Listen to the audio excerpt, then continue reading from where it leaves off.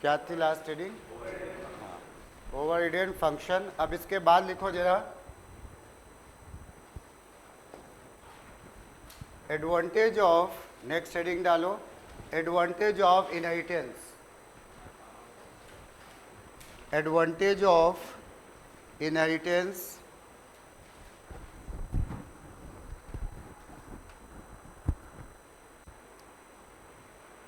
देखो, इनहेरिटेंस का पहला एक एडवांटेज तो ये है, इसमें एक फीचर है रीयूजेबिलिटी। जैसे क्या हुआ, हम लोगों ने एक क्लास बनाया ए, इसके अंदर हमने कोई भी एक फंक्शन बनाया वॉइड गेट, ये हमने एक फंक्शन बना दिया, ठीक है। अब इस फंक्शन को हम कितनी बार भी चाहे इस्तेमाल कर सकते हैं। इसके अंदर हमने एक बार काम किया, कुछ भी प्रोग्राम लिखा, क्लास बी लिखा, एक्सटेंड किया, ए लिखा, उसके बाद हम इस फंक्शन को यहाँ पे आराम से कॉल कर सकते हैं, कितनी बार भी कॉल कर सकते हैं, किसी भी क्लास में कॉल कर सकते हैं जहाँ पे इनहेरिटेंस हो रहा हो। तो इस फीचर को हम जावा के क्या बोलते हैं, रीयूजेबिलिटी। बार बार हम लोग इसको इस्तेमाल कर रहे हैं, रीयूज कर रहे हैं। क्लियर? तो पहला लिख लो फीचर, एडवांटेज ऑफ इनहेरिटेंस में रीयूजेबिलिटी। रीयूज है भाई, आर ई, ये रीयूजेबिलिटी, इसमें लिख लो a function retain once in a class, a function retained once in a class may be used any number of time. A function retained once in a class may be used any number of times. May be used any number of times. Point समझ में आया? ठीक है। दूसरा जो है हमारा feature है जावा का, वो ये है ट्रांजिटिव नेचर। फीचर्स तो और भी बहुत से हैं, बट दो हम लोग लिखेंगे, ठीक है। एक ट्रांजिटिव नेचर का मतलब क्या होता है, क्लास ए है, उसने इनहेरिट किया, बी ने इनहेरिट किया ए को, सी ने इनहेरिट किया बी को, डी ने इनहेरिटेंस किया सी को, ऐसे। तो हम लोग इसको क्या बोलते हैं, ट्रांजिटिव नेचर। ट्रांजिटिव नेचर जो डी है वो सबसे रिच होगा, यानी इसके पास सारे क्लासेस के फंक्शंस और वेरिएबल होंगे। तो ए के फीचर भी इसको मिल गए, ऊपर के सब के फीचर मिल गए। इस नेचर को बोलते हैं हम लोग ट्रांजिटिव नेचर, ठीक है। तो लिख लो यहाँ पे एक line, it shows transitive nature, that is, it shows transitive nature, that is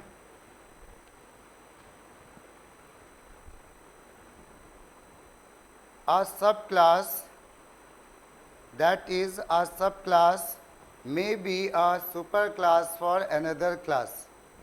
That is a subclass may be a subclass may be a class may be a superclass for another class.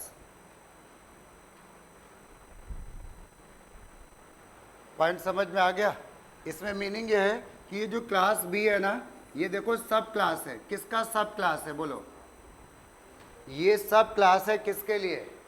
ए का सब class है ना, but D के लिए, सी के लिए ये क्या है हमारा, सुपर क्लास। तो इसको बोलते हैं ट्रांजिटिव नेचर। ए बी से कनेक्ट, बी सी से, तो ऑटोमेटिक डी बी ए से कनेक्ट हो गया, ट्रांजिटिव नेचर। चलो, ये दो एडवांटेज होगा। अब इसके बाद लिखो जा, types of inheritance. Types of inheritance. Inheritance 5 types के होते हैं, बट जावा में केवल 3 ही टाइप के इनहेरिटेंस सपोर्ट करते हैं। 3 ही टाइप के इनहेरिटेंस हम लोग जावा में यूज़ कर सकते हैं। तो जहाँ लिखो टाइप्स ऑफ इनहेरिटेंस में, number 1 single inheritance. Number 1 single inheritance. इसमें लिख लो, when a subclass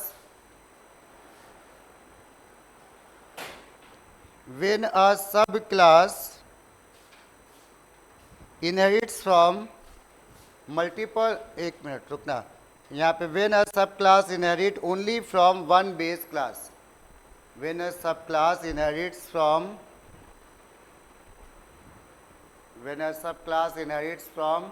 only one base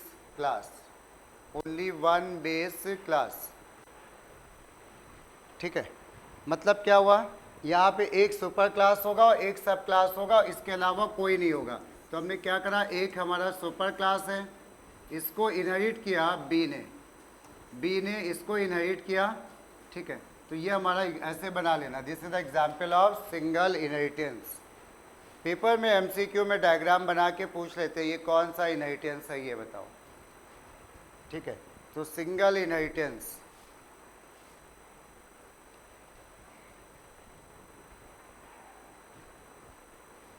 next multiple inheritance.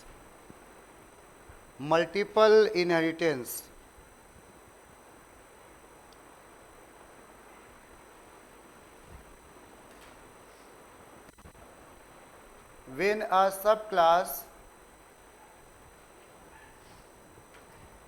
subclass inherits from multiple base classes, when a subclass, gate पूरा बंद कर दो, when a subclass inherits from multiple base classes,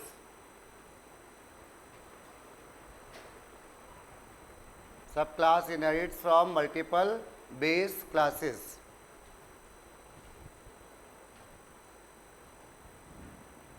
ठीक है। अब एक क्लास होगा लेकिन इसके सुपर क्लास ढेर सारे होंगे। जैसे हमने यहाँ पे लिखा मल्टीपल का एग्जाम्पल देखना, मल्टीपल इनहेरिटेंस, इसमें जो है हमारे पास एक क्लास ए है, इसका एक क्लास बी है, एक क्लास सी है, ऐसे ढेर सारे क्लास है, और एक क्लास डी है। ये जो डी है ये इसको भी इनहेरिट कर रहा है, इसको भी इनहेरिट कर रहा है और इसको भी इनहेरिट कर रहा है, क्लियर। तो नोट कर लो इसको, ये हमारा मल्टीपल इनहेरिटेंस हो गया।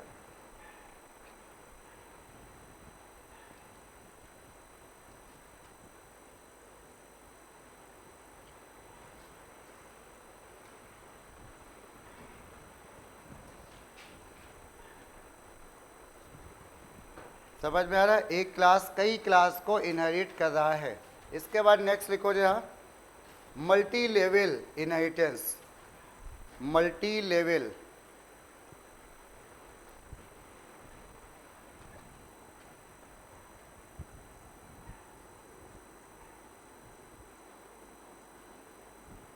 इसमें लिख लो it shows, multilevel inheritance में it shows transitive nature of inheritance, it shows transitive nature of inheritance, that is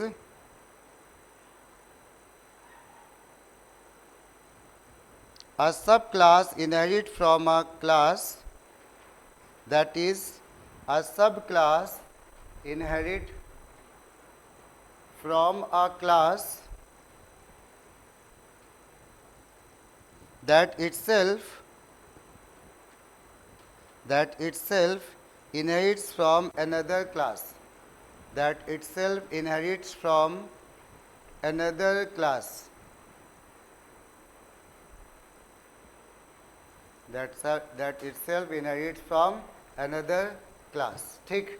अब इसका मीनिंग क्या है, अभी हम जो बताए थे ट्रांजिट एडवांटेज में, यहाँ पे हमने क्या करा, ए को इनहेरिट किया किसने, बी ने, बी को इनहेरिट किया सी ने, सी को इनहेरिट किया डी ने, ऐसे इस टाइप का अगर इनहेरिटेंस होगा इसको बोलेंगे मल्टी लेवल। एक था मल्टीपल, ये है मल्टी लेवल, दोनों में फर्क है।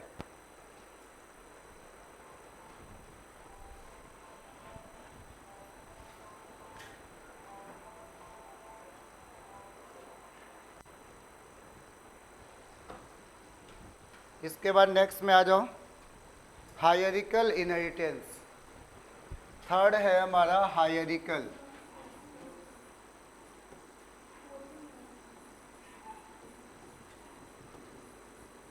हायरिकल इनहेरिटेंस, ये हायरिकल इनहेरिटेंस, इसमें लिख लो when many subclasses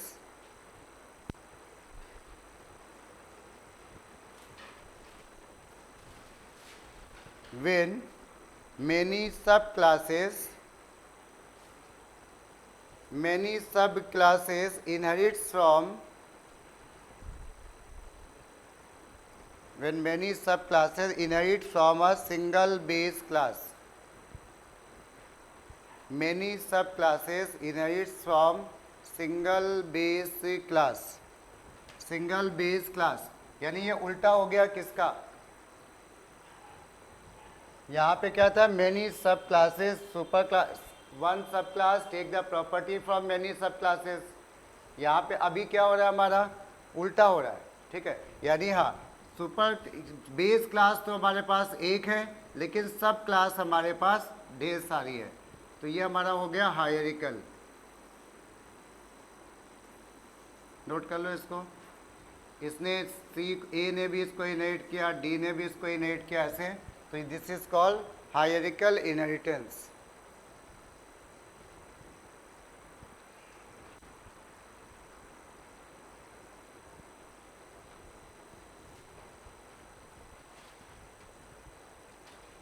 ठीक, हायरिकल इनहेरिटेंस और मल्टीपल इनहेरिटेंस दोनों अपोजिट हैं एक दूसरे के. ठीक है, लास्ट में लिख लो हाइब्रिड इनहेरिटेंस. लास्ट है हमारा हाइब्रिड इनहेरिटेंस.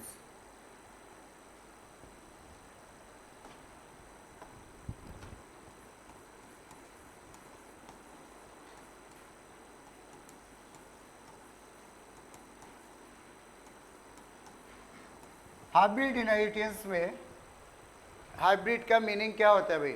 मिसलिनियस, मिक्स, कई चीज़ें एक साथ मिल जाए तो वो मिलता है हाइब्रिड ना.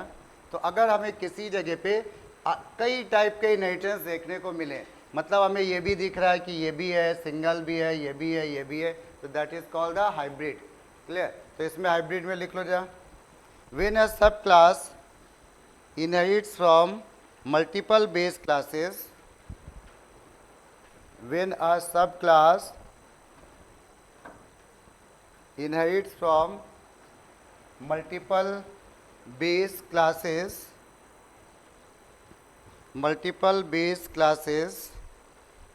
and all of its base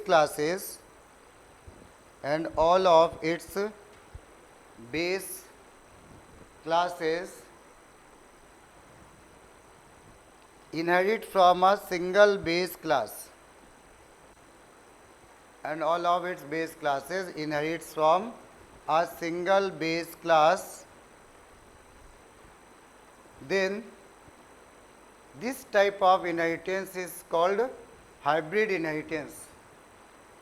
Then this type of inheritance is called hybrid inheritance. ठीक है, हाइब्रिड इनहेरिटेंस में हमें बहुत सी वैरायटी देखने को मिलती है. जैसा कि अच्छा इसमें एक चीज़ और करो, लिख लिया इसको. इसके बाद और करके एक डेफिनेशन और लिख लो आसानी से. और it shows more than one type of inheritance. It shows more than one type of inheritance. यानी ऐसा कोई भी इनहेरिटेंस जहाँ पे एक से ज़्यादा टाइप के इनहेरिटेंस आ रहे हैं, that is called hybrid inheritance. Point समझ में आ रहा है? ठीक है, चलो हम लोग हालांकि ये थ्योरी के लिए पढ़ रहे हैं, प्रोग्रामिंग हम लोग इतने टाइप के इनहेरिटेंस की नहीं करेंगे क्योंकि दो इनहेरिटेंस तो जावा में चलते ही नहीं है. अभी हम लोग डिस्कस करेंगे हाइब्रिड का. पहले तो एक एग्जाम्पल लिख लो, ए बी सी और डी.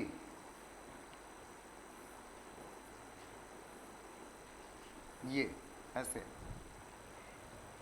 या इसका उल्टा A B C D E F जी.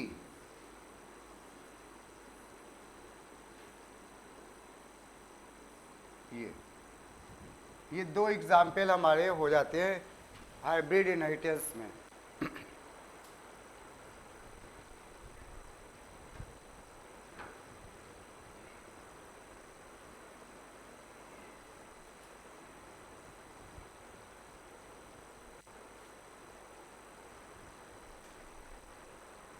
ठीक है, समझ में आ रहा है? इसमें अगर गौर से देखोगे तो अगर हम लोग केवल इतना देखें तो ये कौन सा इनहेरिटेंस है बताओ? अगर हम केवल इतने की बात कर रहे हैं, इतने की, ये कौन सा इनहेरिटेंस है बोलो? हाँ, ये है मल्टीपल, बिल्कुल सही है। अब अगर हम लोग केवल इतने को देखें तो ये कौन सा हो गया? हाँ नहीं भाई, ये मल्टी लेवल नहीं है, हायरिकल है ना, हायरिकल। और अगर हम लोग केवल इतने को देखें तो ये क्या हो गया हमारा? Multi level. समझ में आ रहा है? तो एक से ज़्यादा टाइप के इनहेरिटेंस हमें दिख रहे हैं, तो this is called the hybrid inheritance. अब एक काम की बात यह है कि जावा में सारे इनहेरिटेंस नहीं चलते हैं। जावा में नोट करके नीचे एक लिख लो,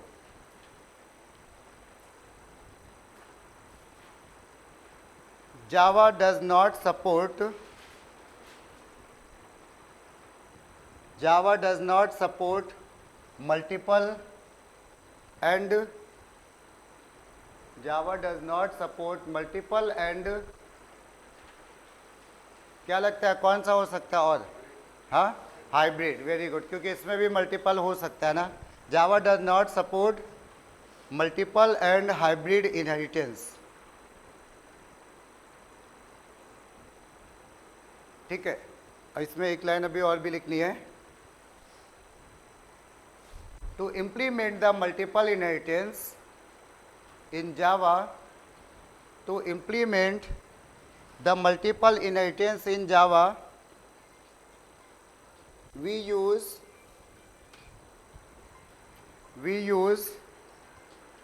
interfaces. Java सपोर्ट नहीं करता। अब हमने क्या लिखवाया? To implement the multiple interest Java we use interfaces. ठीक, तो अभी हम लोग ये अभी तो तुरंत नहीं डिस्कस करने जा रहे हैं। एक चीज़ होती है इंटरफेस, जैसे कि एक क्लास बनता है ना, क्लास तुमने बनाया डेमो, क्लास के अंदर तुम क्या करते हो? कुछ वेरिएबल होते हैं, integer A B C something, और कुछ इसके अंदर हम लोग बनाते हैं क्या? फंक्शन। इसके अंदर बनाते हैं क्या? फंक्शन। तो क्या होता है, ऐसे ही एक चीज़ और अभी हम लोग आगे डिस्कस करेंगे, जब हम लोग ये इनहेरिटेंस कंप्लीट करेंगे तब इंटरफेस पे आएंगे। ठीक है, इंटरफेस की तरह जावा क्लास की तरह एक चीज़ और बनेगी जिसको हम लोग बोलेंगे इंटरफेस। ठीक है, इसको हम बोलेंगे ऐसे इंटरफेस, और हम लोग यहाँ पे इसका नाम रख दिया क्या? डेमो। जैसे तुमने एक क्लास बनाया है वैसे तुम एक बना सकते हो क्या? इंटरफेस। इंटरफेस के अंदर भी क्या होंगे? वेरिएबल होंगे, ए बी सी, इसके अंदर भी क्या होंगे? फंक्शन होंगे। तो ये ठीक है, अभी लेके इसके अंदर कुछ रिस्ट्रिक्शंस भी होंगे, वो हम लोग बाद में डिस्कस करेंगे। तो होगा क्या, हमने एक यहाँ पे इनहेरिट ये क्लास बनाया, एक क्लास और बनाया, उसको हम किसी तीसरे क्लास में इनहेरिट नहीं कर सकते इसको, लेकिन अगर दो इंटरफेस बनाएंगे और एक और इंटरफेस बनाएंगे, वहाँ पे इनको दोनों को हम इम्प्लीमेंट कर सकते हैं। क्लियर? तो वो कुछ ऐसा हम लोग काम करेंगे। ठीक, तो ये हम लोग का हो गया, ये क्या कहते हैं? Types of interfaces. और विजिबिलिटी मोड हो ही चुका था मेरे ख्याल से ना। चलो, कुछ हम लोग कीवर्ड हमने बताया था क्या? एक दो नहीं, हाँ, दिस कीवर्ड और सुपर। चलो, एक हम लोग डिस्कस और करेंगे, फाइनल कीवर्ड। एक लिख लो, फाइनल, फाइनल कीवर्ड। सबको मेरे ख्याल से याद ही होगा फाइनल कीवर्ड क्या करता है, 10th में भी था, 11th में भी सुना होगा, फिर भी एक बार हम बता देते हैं फाइनल कीवर्ड का काम क्या है हम लोगों का। फाइनल कीवर्ड, तो जैसे हम लोगों ने करा क्या? Integer A, integer A equal to क्या कर दिया हमने? 5। सही है, इंटीजर ए इक्वल टू 5। फिर उसके बाद हमने यहाँ पे ऐसे लिख दिया ए, ठीक है, ए इक्वल टू 10, और फिर हमने क्या बोला यहाँ पे SOPLN ए। तो क्या लगता है ये एरर शो करेगा? क्या आउटपुट आएगा? 10। Very good. यहाँ पे ए की वैल्यू थी 5, उसके बाद ए की वैल्यू को हमने यहाँ पे क्या किया? ये अपडेट कर दिया या ओवरराइट कर दिया ना, ये ओवरराइट कर दिया। तो अब अगर हम ए की वैल्यू देखेंगे तो कितनी दिखेगी? 10। पॉइंट समझ में? आसान सी बात थी। लेकिन अगर हमने ऐसा कह दिया, हमने कहा final, final integer A equal to 5, ये कह दिया। ठीक, हमने अभी क्या कर दिया? ए की वैल्यू को फिक्स कर दिया। Final keyword is used to fix the value of a variable. हमने ए की वैल्यू को 5 कर दिया, और फिर अगली लाइन में उसी प्रोग्राम में बोला ए इक्वल टू 10, और फिर हमने कहा SOPLN ए। तो अब ये यहाँ पे एरर शो करेगा। क्यों एरर शो करेगा? तुमने इसकी वैल्यू को क्या कर दिया है, फाइनल। और फाइनल वैल्यू को हम लोग अपडेट या मॉडिफाई नहीं कर सकते हैं, क्योंकि ये वैल्यू को क्या कर देता है, फिक्स। क्लियर। तो जैसे हम लोग के वेरिएबल के साथ काम होते हैं, वैसे ही हमारे क्लास के साथ भी काम होते हैं। क्या होता है क्लास, ये तो हमने बात करी वेरिएबल की, कि भाई वेरिएबल को हमने फाइनल कर दिया तो कुछ ऐसा हमें देखने को मिला। अब अगर हम लोग किसी क्लास को फाइनल कर दे तो समझना भी, हम लिखेंगे बाद में इसको। हमने कहा क्लास हेलो, ठीक है, क्लास हेलो, और इसके पहले लिख दिया हमने ऐसे, इसको बोलते हैं हम लोग मॉडिफायर। जैसे स्टैटिक होता है ना, उसी तरह से उसी कैटेगरी का ये भी मॉडिफायर है, यानी किसी चीज़ को यूनिक बना देता है। तो अभी हमने लिखा फाइनल क्लास हेलो, और इसके अंदर हमने कुछ काम किया, ठीक है। इसके बाद हमने दूसरा एक क्लास बनाया, क्लास बाय एक्सटेंड्स हेलो। तो क्या होगा कि ये वाला स्टेटमेंट नहीं चलेगा। पता है क्यों? तुमने क्लास को फाइनल कर दिया है, और जो क्लास फाइनल हो गई उसको इनहेरिट नहीं किया जा सकता। जो क्लास फाइनल है उसको आगे सब, हाँ, इनहेरिट नहीं किया जा सकता। फिर तीसरी चीज़ आ गई हमारी कि भाई अब किसी वेरिएबल को फाइनल कर दे तो क्या हो जाएगा, एक फंक्शन को। वेरिएबल तो हम लोग समझ चुके, हमने एक क्लास ये बनाया, एक फंक्शन बनाया फाइनल वॉइड गेट। ये हमने एक फंक्शन बना दिया और इसके अंदर हमने कुछ काम किया। क्लियर। उसके बाद हमने बनाया क्लास बाय एक्सटेंड्स हेलो। ये क्या किया हमने इस लाइन में, बताओ कोई? इनहेरिट कर लिया किस क्लास को, हेलो को। आसान सी बात, ठीक है। अब इसके बाद हमने यहाँ पे क्या किया कि इसके यहाँ पे हमने यहाँ पे एक क्लास और बनाया, क्या, वॉइड गेट। क्या ऐसा अलाउड है क्या? ऊपर भी गेट था, इसमें भी गेट था, क्या ऐसा अलाउड है क्या? ऐसे फंक्शन को हम क्या बोलते हैं? हाँ, वेरी गुड, ओवर रिडेन फंक्शन। जब सुपर क्लास में और सब क्लास में सेम नाम का फंक्शन बना देते हैं हम लोग, with same return type, same parameter list, everything is same, this is called overridden function. तो अगर हमने किसी के फंक्शन को फाइनल कर लिया तो हम उसको ओवरराइड नहीं कर सकते, ये फंक्शन अब नहीं बन सकता। रीज़न, क्योंकि तुमने फंक्शन को क्या कर दिया, फाइनल। तो हमें तीन प्रॉपर्टी पता चली।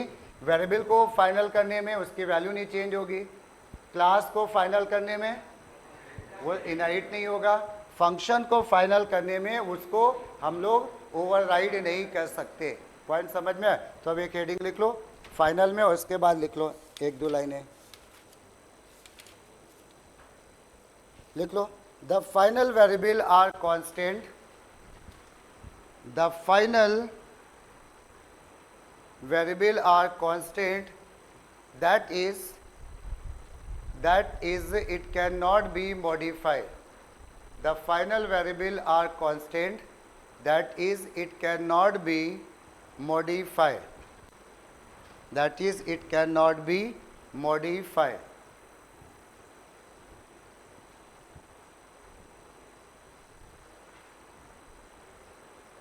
ठीक, फुल स्टॉप के बाद लिख लो the final method cannot be overridden by subclass. The final methods cannot be overridden by subclass. That it means final method cannot be overridden by subclass. It means a final function cannot be defined. It means a final function cannot be defined in its subclass.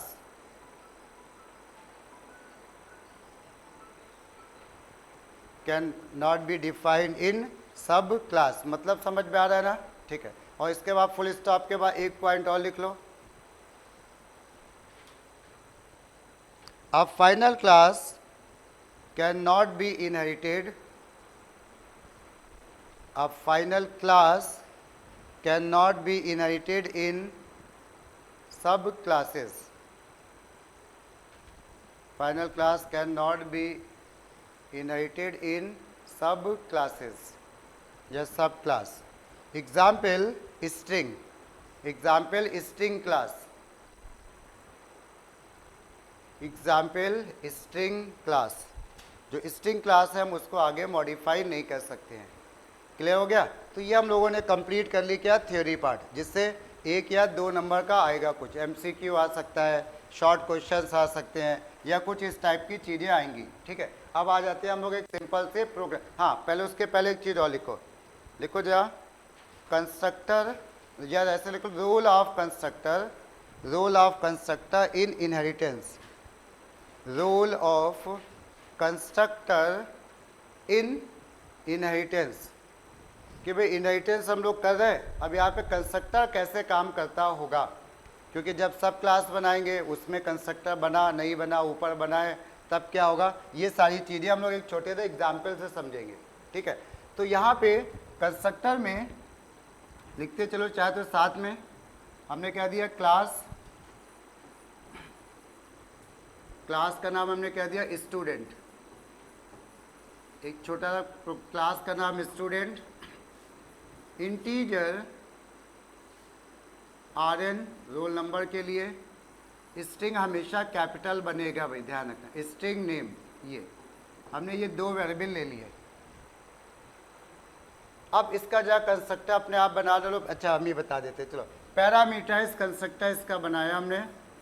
Constructor का नाम क्या होगा, student, ये तो पता ही होगा सबको ना, क्लास का नाम और कंस्ट्रक्टर का नाम सेम होता है स्टूडेंट। और यहाँ पे हमें कितने वेरिएबल इनिशियलाइज करने हैं, 2, तो यहाँ पे हमें 2 पैरामीटर चाहिए।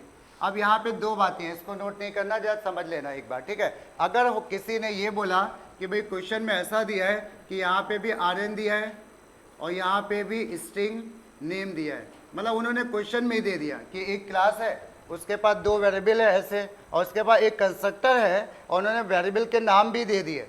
अब जरा ध्यान देना, ये वेरिएबल और ये वेरिएबल सेम है ना, क्या ऐसा अलाउड है कि नहीं है? हम लोग क्या सेम नाम के वेरिएबल यूज़ कर सकते हैं? अलाउड है। अगर याद करो हमने ये दिस कीवर्ड में बताया था अभी, है ना, पिछले टर्न पे दिस कीवर्ड, कि अगर भाई एक ही नाम के ग्लोबल वेरिएबल आ गए, उसी नाम के लोकल वेरिएबल आ गए, तो कन्फ्यूज़न ये आता था कि यहाँ पे अब ग्लोबल वाला भी इस्तेमाल हो जाएगा कि नहीं, और यहाँ पे लोकल वाला भी इस्तेमाल हो जाएगा, ये जो लोकल वेरिएबल है ये भी यहाँ पे इस्तेमाल हो जाएगा। तो ये RN कौन सा है, ये, हाँ ठीक है, तो ये हमारा लोकल वाला होता है जो बाद में बना है। हमने कहा नहीं, हमें इनिशलाइज किसको करना है, लोकल को कि ग्लोबल को? ग्लोबल को, इसको इनिशलाइज करना है ना। तो अगर एक ही नाम के होते हैं तो हम लोग यहाँ पे क्या करते हैं, हम लोग यूज़ कर लेते हैं ऐसे, हम लोग करेंगे नहीं बट हम बता रहे हैं, this dot RN equal to क्या, RN, ये वाला RN यहाँ पे हमने इसमें इनिशलाइज कर दिया। अब इसके बाद हमें नेम को भी इनिशलाइज करना है, तो क्या लिखेंगे, this dot name equal to क्या लिख दोगे यहाँ पे, नेम। कुछ पॉइंट समझ में आया? अगर क्वेश्चन में ये दिस कीवर्ड, ये रोल नंबर वेरिएबल और ये वेरिएबल सेम दिए तब हम लोग यूज़ करेंगे, नॉर्मली तो नहीं देते हैं, बट एक आध बार कभी हुआ है। क्लियर? तो हमें दिस कीवर्ड का, तो अब दिस की हमने दूसरे में तरीका क्या है, ज़्यादातर अब जो क्वेश्चन आता है उसमें ये ऐसे नहीं देते हैं। ठीक है, तो जब नहीं देते तो हम भी इसको अवॉइड करेंगे। तो उस केस में हम लोग कैसे बनाएंगे, उस केस में नॉर्मल तरीके से तो हम एक वेरिएबल ले लेंगे क्या, रोल नंबर के लिए R अदर देन RN, और एक वेरिएबल ले लेंगे हम लोग इसके लिए, नेम के लिए, हमने N ले लिया। और इसके अंदर क्या करेंगे बता दो, ये तो सबको आता ही होगा, क्या करेंगे भाई, हाँ, RN इक्वल टू क्या, R और नेम इक्वल टू N, ये नेम इक्वल टू N, और ये हमने कर दिया बंद। पॉइंट समझ में आ रहा है? तो ये फंक्शन हमारा बंद हो गया। ठीक है, ये फंक्शन हमारे बंद हो गया, ये कंस्ट्रक्टर बन गया। ठीक है, अब कंस्ट्रक्टर के अलावा इसमें और भी सारी चीज़ें बनी होंगी, और ये हमने क्लास को कर दिया बंद। ये हमें बाकी चीज़ों से मतलब है नहीं। अब इसके इसी के नीचे एक क्लास और बना है, वहाँ पे क्लास का नाम दे दिया, ये सब क्लास है भाई। तो हमने कहा क्लास हमने कह दिया academic, class academic x tends student,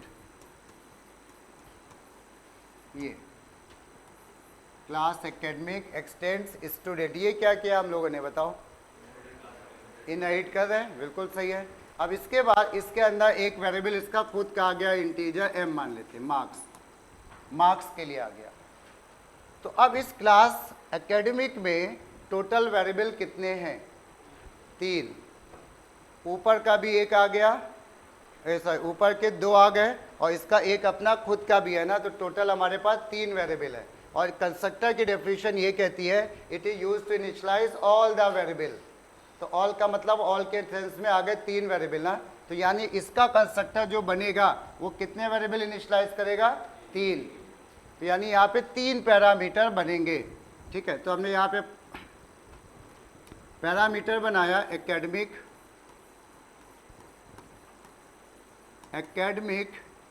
और यहाँ पे हमने एक ले लिया, 2 वेरिएबल तो ऊपर वाली क्लास के लिए ले लिए, इंटीजर r, स्ट्रिंग n, और क्या करेंगे बता दो कोई, एक वेरिएबल लेंगे किसके लिए, मार्क्स के लिए ना, तो उसके लिए हमने इंटीजर m1 ले लिया। सेम तो ले नहीं सकते, नहीं तो दिस कीवर्ड चाहिए होगा, ये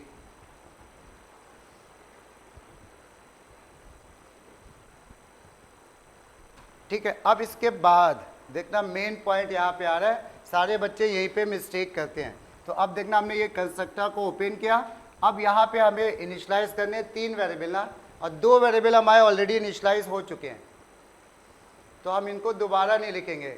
जावा में ऐसा बोला जाता है कि भाई कोई कोडिंग लिखी है तो उसको दोबारा लिखना गलत तरीका है, ये चाइल्डिश तरीका है, ठीक है। तो हम लोग इस कंस्ट्रक्टर को यहाँ पे कॉल करेंगे, इसको इनहेरिटेंस नहीं बोलते हैं, कॉल करना बोलते हैं, ठीक है। इनहेरिटेंस सिंपल वर्ड में कोई बोल सकता है। तो हम जब इस कंस्ट्रक्टर के काम को, जो भी यहाँ पे काम किया गया है ना, हम चाहते हैं वो काम यहाँ पे हो जाए, और मार्क्स के लिए हम अलग से लिख देंगे।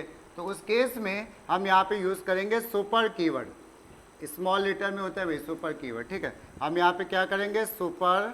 अब जरा देखना, तुमने ऊपर वाली क्लास के लिए कौन कौन से वेरिएबल लिए हैं बताओ, इनमें तुम चाहे तो नाम बदल भी सकते थे, के ले लेते, कुछ भी ले सकते थे, ठीक है। तो जो हमने इनमें से जो ऊपर वाले लिए वो हम यहाँ पे वेरिएबल पास करेंगे। आर, ऑर्डर सेम होना चाहिए, इसका ऑर्डर क्या है, पहले रोल नंबर वाला है फिर नेम वाला है ना। तुमने यहाँ पे रोल नंबर के लिए कुछ लिखा ए, नेम के लिए लिखा बी, तो उसी ऑर्डर में वहाँ पे पास करोगे। तो हमने आर लिख दिया और क्या लिख दिया, एन, और ये यहाँ पे हमने कर दिया बंद। तो यानी सुपर कीवर्ड का एक और भी यूज आ गया यहाँ पे कंस्ट्रक्टर को कॉल करने में। कुछ पॉइंट समझ में आया। और मार्क्स के लिए तो हमें अपने आप जो करना होता है वैसे करेंगे, कंप्लीट करो जरा। मार्क्स इसमें जैसे लिखते हैं वैसे ही लिखेंगे। तो हमने यहाँ पे बोल दिया m इक्वल टू m1, ये m इक्वल टू m1। इस तरह से हम लोग कंस्ट्रक्टर को इम्प्लीमेंट करेंगे अपने प्रोग्राम में। हाँ बोलो। नहीं, सुपर कीवर्ड के 2 यूज़ हो गए, समझ में आया। सुपर, यहाँ पे देखो ध्यान से, सुपर लिखा है खाली, हमने कोई डॉट फंक्शन अंक्शन नहीं लिखा है, ठीक है। तो अब ये एक तरीका जिन्होंने बनाया कि सुपर कीवर्ड अगर से साथ हम वेरिएबल पास करते हैं तो ये खाली सुपर कीवर्ड जब लिखेगा तो ये कंस्ट्रक्टर को कॉल कर रहा है, और अगर हम किसी फंक्शन को कॉल करें तो सुपर डॉट फिर कुछ नाम लिखेंगे आगे, इसमें खाली सुपर लिखेंगे। पॉइंट समझ में आ रहा है सबको, ठीक है। और यही एक मेन चीज़ है जहाँ पे बहुत मार्क्स करते हैं और 1 नंबर फालतू का जाता है केवल सुपर ना लिखने। और ये सुपर वाला काम पहले करेंगे, बहुत से लोग क्या करेंगे, नीचे कर देते हैं, नहीं, पहले सुपर को करेंगे फिर उसके बाद इसके अपने खुद के वेरिएबल को करेंगे, ठीक है। अब मान लेते हैं हम लोग थोड़ी देर के लिए कि ऐसा होता कि यहाँ पे जो वेरिएबल है हमारे पास वो नॉन पैरामीटराइज होता। क्वेश्चन में अभी जब बोर्ड के करेंगे तो वैरायटी मिलेगी क्वेश्चंस की, तो यहाँ पे हमारा कैसा होता, नॉन पैरामीटराइज होता। तो हम इसको उसी के साइड में नोट कर लेना, ठीक है। तो हमने यहाँ पे क्या किया, इसको पैरामीटराइज हटा दिया। इस बार हमने यहाँ पे कह दिया ऐसे नॉन पैरामीटराइज। इसमें क्या करते हैं अगर नॉन पैरामीटराइज होता तो बोलो, हम अपनी तरफ से डिफ़ॉल्ट वैल्यूज़ दे देते हैं। इसको हम डिफ़ॉल्ट कंस्ट्रक्टर भी बोलते हैं, अगर याद हो 10th में भी था, 11 में। तो यहाँ पे हम अपनी तरफ से इसको rn को और नेम को कोई भी वैल्यू दे देते हैं। हमने कह दिया rn इक्वल टू 101, जीरो दे दो, कुछ भी दे दो, ये तुम्हारी मर्जी होती है। नॉर्मली हम लोग जीरो ही देते हैं, नहीं, ठीक है, नेम, या हम लोग जीरो ही दे देते हैं, नहीं तो कंफ्यूज ना हो जाओ, ठीक है। तो हमने यहाँ पे दे दिया जीरो। नेम को हमने कोई भी एक ब्लैंक वैल्यू दे दी, name equal to double quotes and double quotes, ऐसे। ये हमने नॉन पैरामीटराइज कंस्ट्रक्टर बना दिया। वही पैरामीटराइज के साइड में इसको नोट कर लो चाहे तो ना, ठीक है। नॉन पैरामीटराइज पूरा नहीं लिखने की जरूरत है।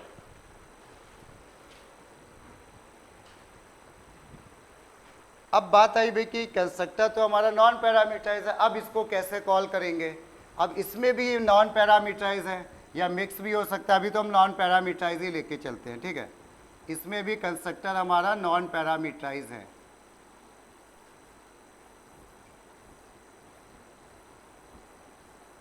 ठीक है, तो अब क्या करेंगे, यहाँ पे नॉन पैरामीटराइज है तो हमने क्या किया, ये बनाया है पहले। तो कोई गेस करो क्या लिखने वाले हम लोग, क्या लग रहा है, खाली, वेरी गुड, बिल्कुल सही आंसर।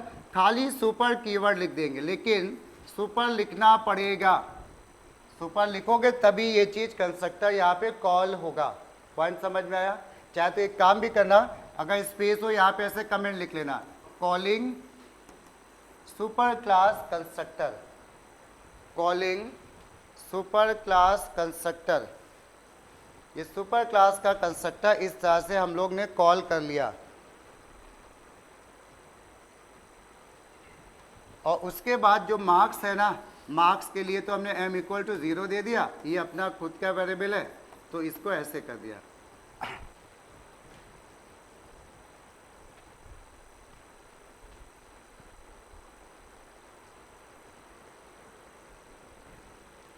इसको थोड़ा सा भी पढ़ते चलना, साथ में घर में जाना, 10 मिनट लगते, ज़्यादा नहीं, एक बार देख लेना, क्योंकि ये क्वेश्चन सबसे इजी होता है, ये नहीं छूटना चाहिए। इसके साथ एक आएगा डेटा स्ट्रक्चर, वो थोड़ा सा कुछ लोगों के लिए टफ होगा, टफ नहीं है बट थोड़ा सा कन्फ्यूज़न होता है, तो उसके साथ ऑप्शन में आता है, ये बहुत आराम से हो जाता है, इसमें कुछ होता ही नहीं करने को, ठीक है।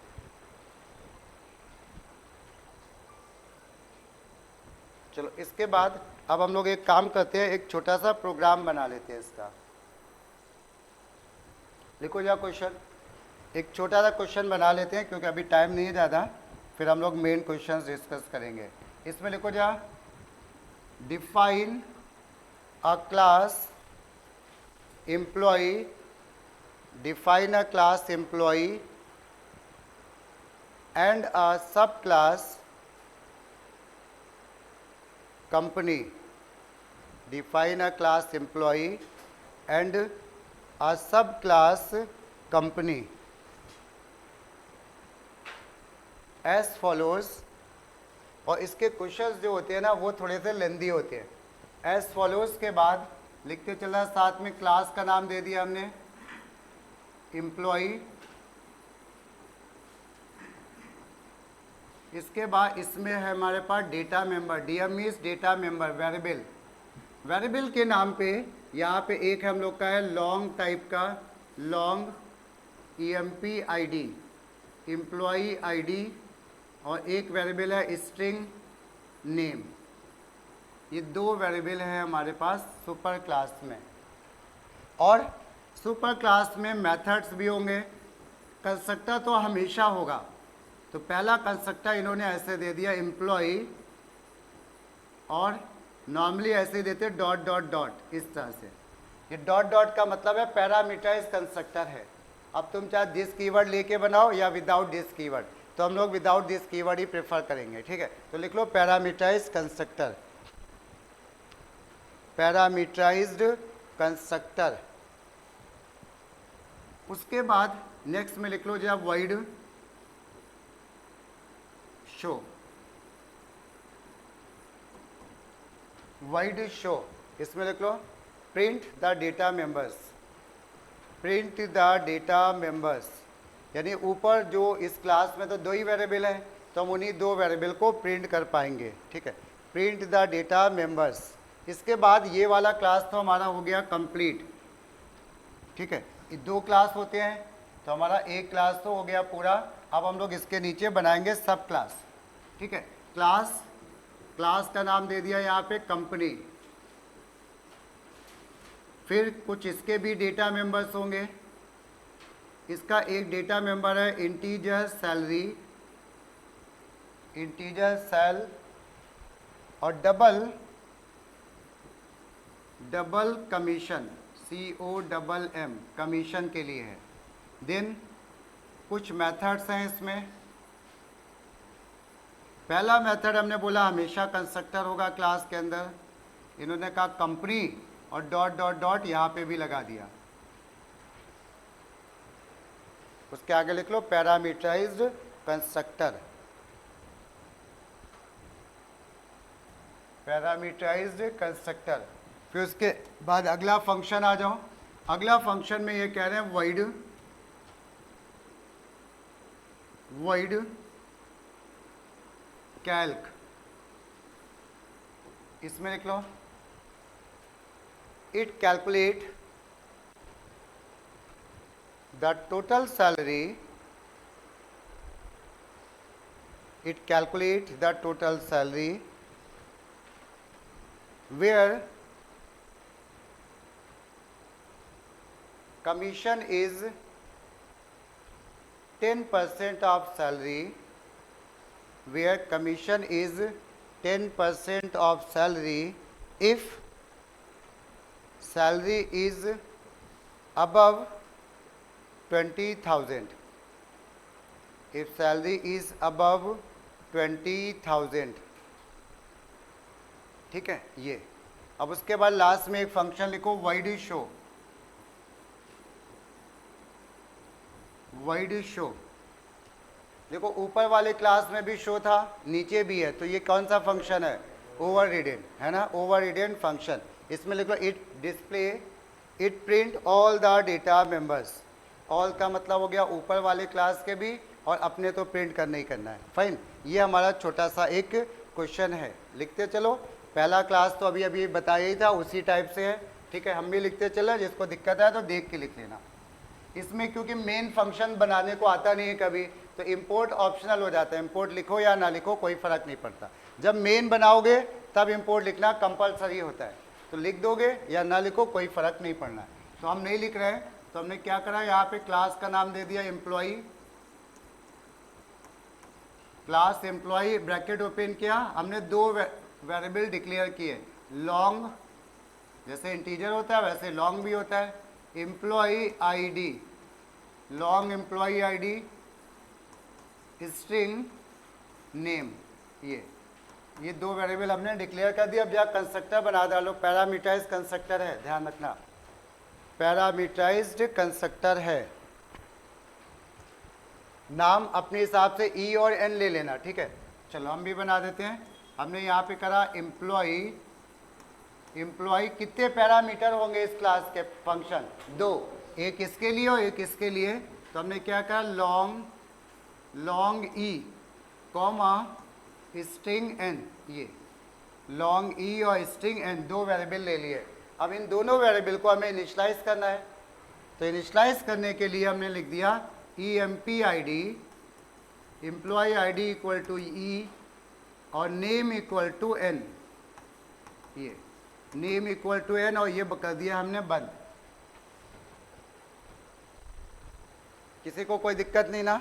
इसके बाद अगला फंक्शन कौन सा है बोलो?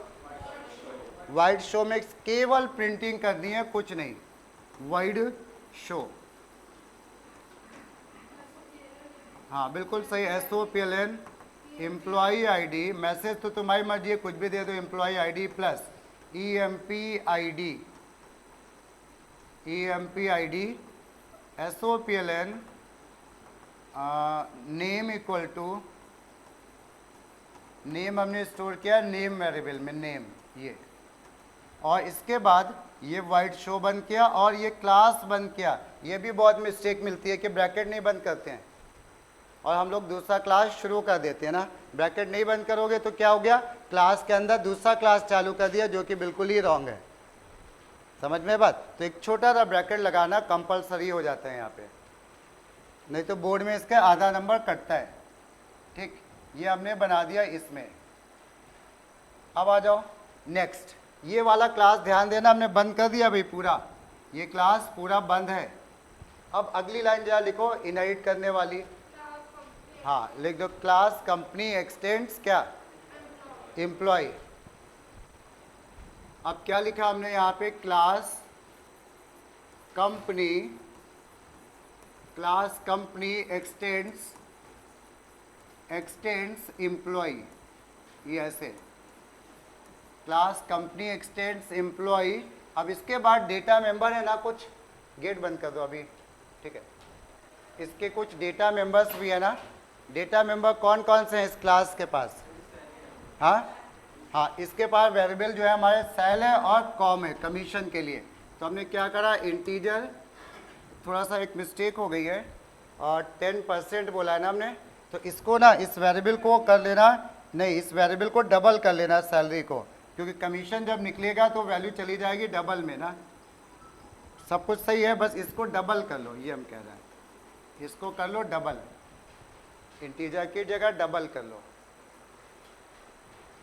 ठीक है। तो इंट यहाँ पे आ गया क्या, इंट नहीं, इंट क्यों डबल, अभी तो हमने चेंज कर दिया डबल, परसेंट की वजह से डबल, डबल सेल, ये हो गया।